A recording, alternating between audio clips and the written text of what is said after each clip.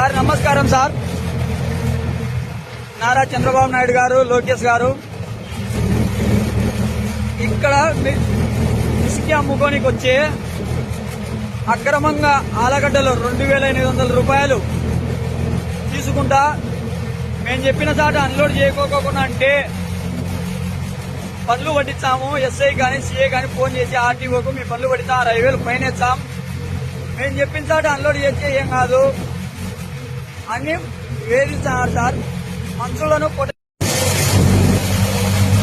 Sir ఇసుకే unload చేసిన తర్వాత నేను కంపల్సరిగా పురుగుల మందుది చచ్చిపోతా, కంపల్సరిగా చచ్చిపోతా. ఈ విషయంలో ఎప్పుడు లేని కొత్తగా రూల్ పెడతారు. ఇక్కడ ఎవ్వరు పట్టించుకోవడం లే. ఆలగడ్డలో అక్రమంగా 3,000 రూపాయలు రాబడుతున్నారు. పోలీసులను వాళ్ళే పంపిస్తున్నారు మందులు కొట్టడానికి. ఎక్కడన్నా వదిలిపెట్టే దొంగ కొట్టికొస్తున్నారు. దయచేసి మీరు దీన్ని మాత్రం మీరు తీసుకోవాలని నారా లోకేష్ బాబు గారి వరకు, చంద్రబాబు నాయుడు గారి వరకు పోయేటట్టు ప్రతి ఒక్కరు చూడండి సార్.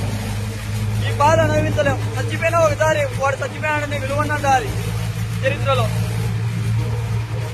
అందరికీ ప్రతి ఒక్కరికి పోయేటట్టు షేర్ చేయండి సార్. దయచేసి చెప్తానా ప్రతి ఒక్కరికి.